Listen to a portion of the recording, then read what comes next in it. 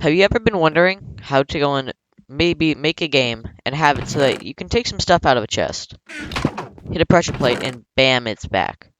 Well, if so, here's how you do it. So for this, you're going to need, let me fly over there real quick, you're going to need that chest pre-filled. So I have my crazy items chest over here already pre-filled off to the side, and that is because you were just using the clone command. So if you already know how to use that, you can just click off.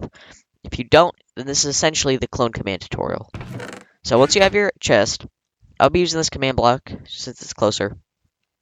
The clone command works because where you're going to take 2 different points, the game's going to memorize them, fill in the area between those 2 points, and it's going to put it where you say. So if you're trying to fill in an area with like a ton of blocks, so maybe you want to clone all this because this took you forever to make for whatever reason, then you would take, here's what you do. So you type in /clone, and then you take this command, or like this block. So do /clone this block, and you would take it, and maybe you'd put your other coordinate up here. So I'm just doing this so I can write down the coordinates faster. So then from here you would get these coordinates, so that you end up with a total of 6 different numbers.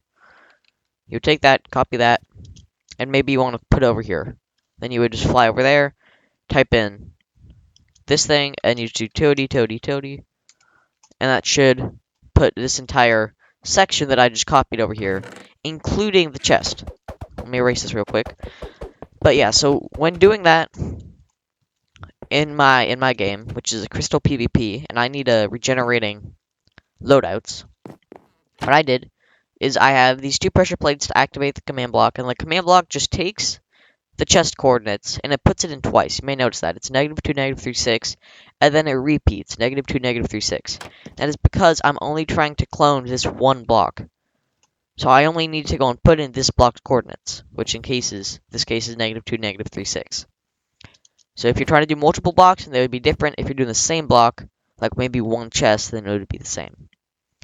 And then I do that, and then the last chord, 0, 1, 0, is simply where I want the chest to go. So if I could change this to 0, 1, -1. I'll show you that real quick. And now, whenever I press this, the chest will now go there. As you can see.